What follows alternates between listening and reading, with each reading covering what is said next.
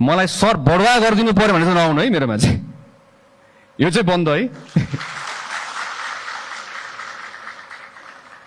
मलाई सर अनि त्यो नाकामा चाहिँ मलाई राख्नु पर्यो, सरवाह गरिदिनु पर्यो भने फेरि नआउनु मेरोमा, स्पेसली नाकाहरूमा। यो पनि मेरो ठाउँमा नआउनु होला, किनभने त्यहाँ चाहिँ सरवाह हुँदैन, तपाईँ अर्कै ठाउँमा सरवाह हुन्छ, डेफिनेटली चाहिँ हो।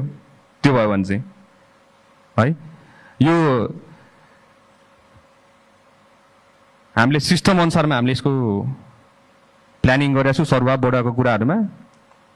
त्यही भएर तपाईँले अबदेखि ढोका ढकढक्न कसैको ढोका ढकढक्नु पर्दैन।